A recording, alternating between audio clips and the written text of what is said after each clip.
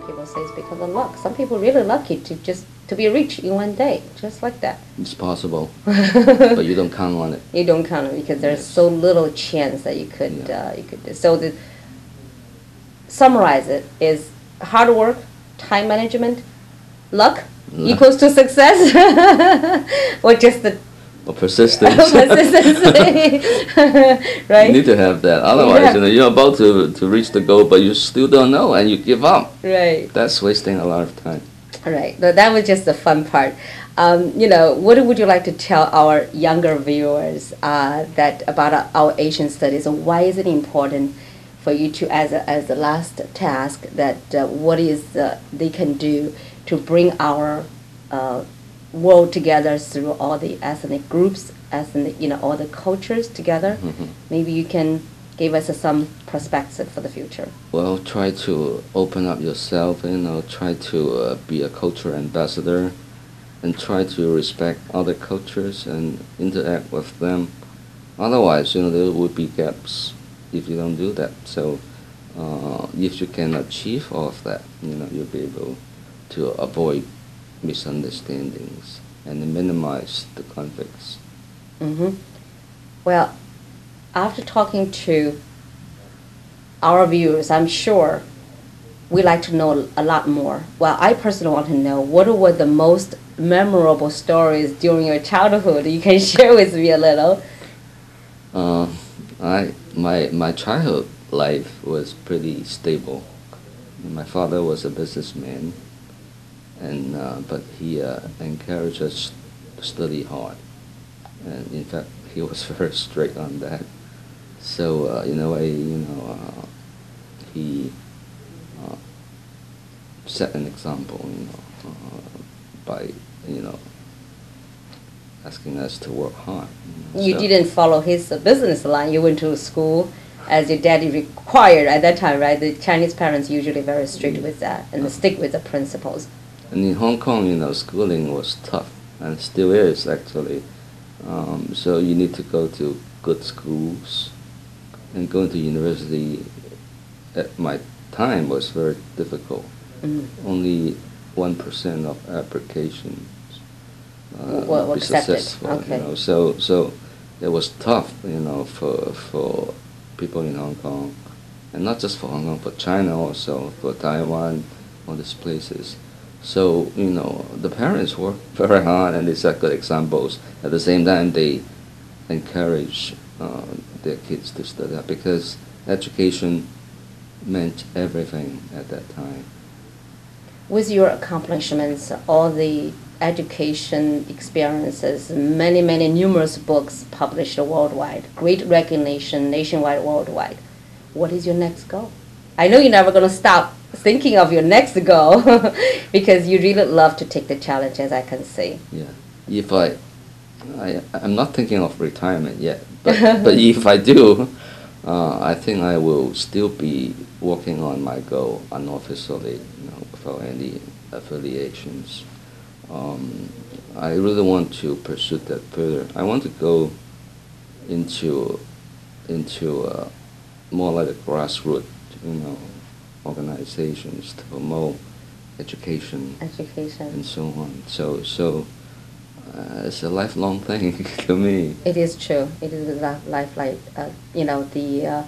I'm sure you're still young. You still have a lot of time at the college here, university here. Mm-hmm. And what is the most what is the immediate goal you would like to pursue during the time you're at Seton Hall University? Yeah.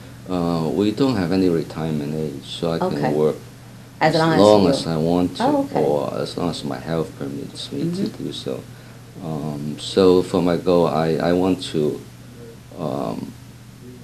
promote more Asian studies on campus because I'm the chairperson of the department. So as my responsibility is also other than just my personal dream. Okay. So in the curriculum, I want to increase more Asian studies courses so that the American students can take more of these courses so that they can get to know more about China, about Asia. Well, besides the just casual conversation, what do you normally teach here? You teach a lot of graduate students, or maybe you can share a little bit Yeah, information? this semester I teach only graduate students, but in normal times I also teach both undergraduate and graduate students. And I teach about Asia, modern Asia, basically. Okay. And require a lot of time every day? Is it like 8 hours straight, or you can really choose whatever you like to do? We don't have a time requirement, but the professor, usually spend about 8-9 hours per week for teaching. And since I'm the chairman of the department, I always stay in my office. So that is also taking up a lot of my time. Hard work, talent, determination, and Persistence. equals to success, right? Plus some luck. Plus some luck. And, with this holiday season, what you are going to do, for the students here, that any activities you're going to have? We just had a Christmas party, and we are planning on having a Chinese New Year party. We call that China Night. China so Night. It will be on February the 15th. Okay. So campus. a lot of American students and Chinese students together. All students can come. So we have our students perform. We invite some guests to come and perform. It's like appreciation of Chinese culture. And what they had to learn during the course of the year. Exactly, yes. Well, I'm sure you're still working on some books. Maybe a little secrets that I can get from you. What kind of books are you working on? Well, actually, I'm working on 2 papers over this holiday, Christmas holiday, that I need to present my papers at conferences. And I'm working on a number of other books. For example, I have finished a book on Iris Zhang, the famous Chinese-American author who passed away several years ago. I'm working on her biography at this time. I'm also working on a textbook about modern China, a much more detailed one. Okay. So these are some of the projects I'm working on right now. So hopefully we can read them next year, early next year? At least one of them will come out Will come out next year. And would it be Iris Chang's book will come out first? Yeah, it should be. Okay. Well, some people know Iris Chang, some people don't. But Iris Chang is one of the famous lady author who died 5 years ago, Right. unfortunately. And maybe some of you have published so many books. What are the 1 or 2 books you think we gotta have it? We gotta go buy. I know one of the outstanding one. I will try to get one. The dictionary.